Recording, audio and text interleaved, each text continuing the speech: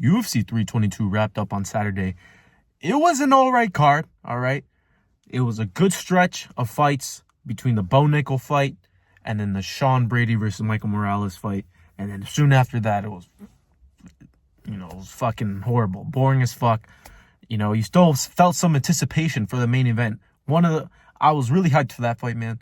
One of the most hyped up fights in this year. And it turned out to be a bummer like that. But the rest of the card, besides the main event, and the Bo Nickel through Sean Brady through Michael Morales fight, it was also pretty bad. That little stretch kind of saved the card, but I'm going to match up that little stretch going along with the co-main event and the main event.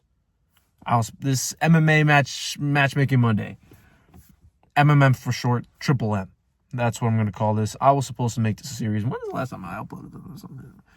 Part 1. Sean O'Malley versus Merab Dvalishvili. What if I told you? In a perfect universe, we had 2 divisions where we had striking KO artists with upcoming champions. Championship, maybe material fighters. And then the divisions just get rolled over by Dagestani, who just, wrestles, wet blankets, and dives for many takedowns and is really strong. That's Merab and Islamsa. That's what we have now in the bantamweight division and the welterweight division. But that being said, I'm going to match up Bo Nickel versus Rodolfo Vieira. That's the first fight I'm going to go through. Bo Nickel. I'm putting him up against Joe Pyfer. If I'm the matchmaker for the UFC, let me explain. I know Joe Pyfer had a good set of wins, and he probably should get somebody up in the rankings, but Bo Nickel's a big name. Joe Pyfer, man, if you can knock out Bo Nickel, you're just going to be a bigger household name. I think Joe Pyfer's pretty popular in the MMA scene already, but with a KO over Bo Nickel, that would be insane. And I think he would win that fight. Joe Pyfer's a wrestler, and he's a big-ass guy. I think he would beat the fuck out of Bo Nickel and knock him out. And for Bo Nickel, he did beat Paul Craig, and not dominated, but 30-27 him. And, easily won that fight. And Paul Craig was ranked at the time, no? He was ranked at the time, and then Bo Nickel, I think he got ranked. And then he got the Randy the Ritter matchup, and he did get fucking destroyed in the first round, I know. Destroyed in the first round, and it's not looking too good after seeing Randy the Ritter gas out after Brandon Allen. But the performance he had against him makes him worthy, in my opinion. Rodolfo Vieira, he had no trouble in that fight. Instantly cut him in the first round, and then in the third round, KOs him by a fucking head kick. He was piecing him up on the feet and also slammed him in the first round, I'm pretty sure. He had a good clinic. He had no damage on him, and I think he should come back, face Joe Pyfer, maybe in January on a pay-per-view, and let's make that matchup in January. Probably under the Topuria versus Arman card, because I hope Arman Sarukian wins against Dan Hooker in easy fashion, so then we can make that matchup in January. Going up though, Beneil Dariush versus fucking Benoit Saint Denis. I picked this fight right. Holy shit, though. That was in 16 seconds, the KO. And holy shit. 16 seconds. Amazing. Benoit Saint Denis deserves a good matchup. And Beneil Dariush. Listen, I'm going to talk about Beneil Dariush first. Beneil Dariush, you got to retire, man. What is that? That's already 2 KOs in the first round where you got KO'd really easily, man. That strike that he got KO'd with, man, a lot of fighters eat that shit. And you got flatlined by that. And not only you got flatlined by that, but you got a follow-up strike as well. So, I'm no expert here, man. But, getting knocked out, it's not really a good thing. And then on top of that, being knocked out and getting hit again, I don't think that's too good for you, man. So, I suggest you retire. But, if you don't want to do that, let's make you retire. Fares Siam. Let's give him Fares Siam. Fares Siam deserves a jump up. And wait, is Fares Siam fucking fighting someone? I think he is. But if not, I think he's fighting someone. But if not, let him knock him out. Let him knock him out. And yeah. Then you'll retire for your own good, man. We're just doing this for your own good. But Benoit Saint Denis, he deserves a good matchup. I think Mateus Gamrot. Mateus Gamrot would be a good matchup. Mateus Gamrot, you only got submitted in the first round, so it's okay. It's not like you got knocked the fuck out. You got submitted by Charles Oliveira in the first round. We realize that you're probably just going to be a gatekeeper, so let's give you Benoit Saint Denis, another up-and-comer. Charles Oliveira is not an up-and-comer, but Benoit Saint Denis is now, once again, an up-and-comer, even though he's like 32, 33. Give him Mateus Gamrot, and, that'd be a sick matchup. Probably in February on a France card, or March is usually when they go to London. So, Benoit Saint Denis, he's from France. Fucking Mateus Gamrot, he's from Poland. So, European card. Carlos Prates versus Leon Edwards. Holy shit. Leon Edwards, man. I woke up today, and I woke up around 10 a.m. That's pretty late in my opinion. You want to have that morning.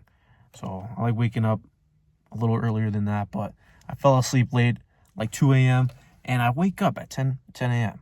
And I get a suggestion from my YouTube of Leon Edwards' post-fight interview. Man.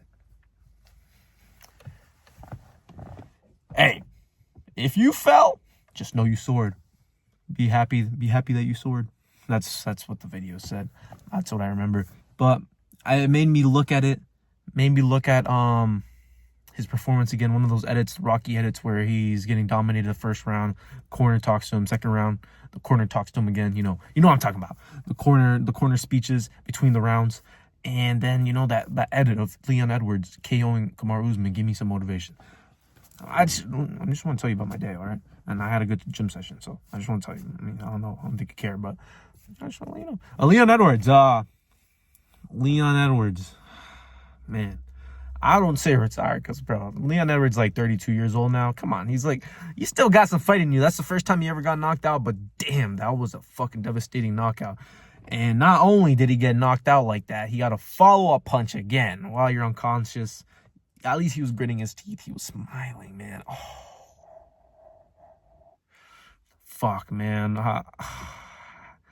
You soared, but damn, you fell. That's fucked, man. I really feel bad, man, because I seen the video of him crying to his mom. And at least you had that moment. No one's taking that away from you, Leon, all right? No one's taking that away from you. You got dominated for 5 rounds, and then you KO'd Kamaru Usman. No one's taking that away from you, man. Come on, head up. Who am I matching him up against? I don't even fucking know, bro. I didn't think this far. Shit. So I had to look up the rankings just to, make a matchup. But the bullshit I fucking see, Gabriel Bonfim moves up 4 spots in the rankings. Like, holy fucking shit. Let me turn off my car. I got some nice keys. Listen, this was last week. Gabriel Bonfim versus Randy Brown. I didn't make a fucking video on this shit because it would have just got 1 view as my Steve Garcia versus David Onama reaction. So I didn't want to take my algorithm that much already because my fucking Steve Garcia video got like 2 views. Me being one of them. But I see this bullshit. He moves up 4 spots in the rankings. So I guess he's number 10 right now. I guess Gabriel Bonfim versus Leon Edwards. Gabriel Bonfim's not that much of a fucking dangerous matchup as Carlos Prates. So I think that's a reasonable matchup for Leon. Leon, you got to take some time, though, man. That was a fucking scary knockout. And, he wasn't out for that long, but it wasn't too scary. It was entertaining to see you knocked out, not going to lie. No offense. But, yeah, man, you got to stay out for, like, at least 6 months. And so maybe June, July, we can see the matchup against Gabriel Bonfim. But does Gabriel Bonfim want to fucking wait that long? Who knows?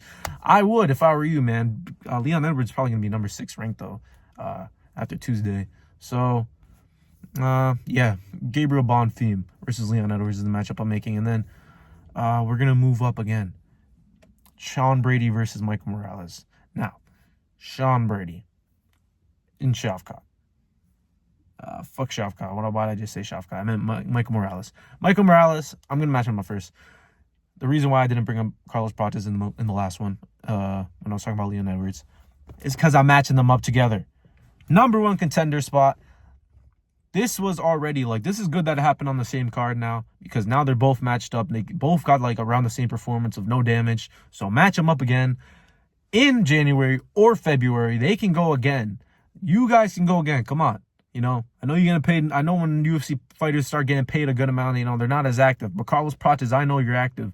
And Michael Morales, it might be a problem with you because you are a big-ass fucking welterweight. And, you know, it's probably an insane wake-up for you. So hopefully you can make January or February. You know, let's get this shit going so then Islam can fight again. But, yeah, I'm making that matchup of Michael Morales versus Carlos Prates. And going up to the co-main event. Valentina Shevchenko, I think it's pretty obvious. She's got to face Natalia Silva. And, man, I don't know how the fuck I didn't see that shit coming. Zhang Weili, man, why? There's no point of being in fucking flyweight now. Like, why? Like, you just got dominated by the champion, by Valentina Shevchenko, and we know that's probably going to happen 9 times out of 10 now. So, move back down to the strawweight division, beat the fuck out of Mackenzie Dern, and make that championship money, man. I don't think it's too hard of a decision to make. She said she was going to think about it in the post-fight interview. I think I know what you should do, man. Fuck, you tried. Listen, respect for trying. But you tried. Maybe, you know, get a couple wins. Maybe we can go again in a year or two, but get more wins, stay active. But yeah, man, you got to go back down and beat the fuck out of Mackenzie Dern. And Valentina Shevchenko, hopefully Natalia Silva beats you, because I don't know how much Shevchenko I want to see anymore in the championship co-main events, man, after that fucking performance. So Natalia Silva, you know, hopefully she KOs Shevchenko, and then, you know, it's a big result. That's all we got to say. Main event, Islam Makhachev versus Jack Della Maddalena. Fuck. Jack Della Maddalena versus Sean Brady, man. It has to happen. Jack is like, looking at the welterweight rankings now, Carlos Prates has to fight. Carlos Prates has to fight Michael Morales, and I think Kamaru Usman should fight Shavkat Rakhmonov. That would be a nice matchup. And then I think Jack Della Maddalena, you should fight Sean Brady most likely, because whoever wins the Carlos Prates versus Michael Morales fight is gonna fight next for the title against Islam. And then Jack Della Maddalena versus Sean Brady. Whoever wins that, they're not ready for a title shot. And then Shavkat versus Kamaru Usman, I think they'll be ready for a title shot after that. And I don't think Shavkat versus Kamaru would be done by the time Carlos Prates and Michael Morales is announced. So, yeah, I think that's the good, you know, healthy way of rotating the division by title shots. Listen, I'm a genius when it comes to this. Come on. This is good rotation of the division, and then this is off the fly. Jack Della Maddalena, yeah, you got to face Sean Brady, because you can't really face that one any else. Like, after that, who's left? Like Joaquin Buckley, Bilal Muhammad you just faced, and I think Bilal Muhammad's gonna fucking lose to Ian Gary, spoiling my, you know, other fucking shit. Yeah, Jack Della Maddalena versus Sean Brady, because you can't fight really anybody else. It's not going to give you that much of a fucking, you know, good win. And also, let's see you face a grappler again, man. Joaquin Buckley's a grappler, but he's not like Sean Brady. And if Jack Della Maddalena, the only way you can redeem yourself is if you fucking fuck up Sean Brady in the first round in a couple minutes, like 2 minutes. Because I thought that was your most dangerous matchup. And seeing that performance against Islam, it kind of proved my fucking, you know, my hypothesis. So, yeah, fight Sean Brady. Sean Brady, I don't know how long he's going to take off. You know, he did get TKO'd, you know. He did fucking get TKO'd. He does have bad striking defense. But maybe March or February. Let's try to go for February, man, because I know they're going to probably go to Australia or Perth. They always go to Perth, Australia, fucking Sydney in February. So let's try to make it for that month. Fight night main event or pay-per-view. I don't know. However they're going to do it. But Islam Makhachev, who do I think he's going to face off against? I think he's going to face off against Ian Gary, because I think Ian Gary's going to I think he's going to beat Bilal Muhammad after seeing after really thinking about Jack fucking up Bilal. Ian Gary's going to be able to do more. And Ian Gary's fucking I'm spoiling my fucking pick. Whatever. Ian Gary. I'm spoiling my video for the prediction I'm gonna make. Ian Gary. My mind might change, guys. My mind probably won't change. Who knows who I'm gonna pick? Islam Makhachev versus Ian Gary. That's who I make. And Islam Makhachev just gonna fucking beat him because he's a fucking because he's just OP, man. He's just OP in this wrestling, and he's gonna beat Ian Gary, and then he's gonna beat Carlos Prates, and then he's gonna beat, or I don't know. I don't think he'd beat Shavkat maybe, but that would be a good matchup. But he's gonna reign, or he's gonna fucking just retire before he faces a good matchup. But like Shavkat, you know how this shit goes. You know, they retire before, you know, whatever. He's double champ now. I can't disrespect him like how I disrespect Khabib. The Don has spoken.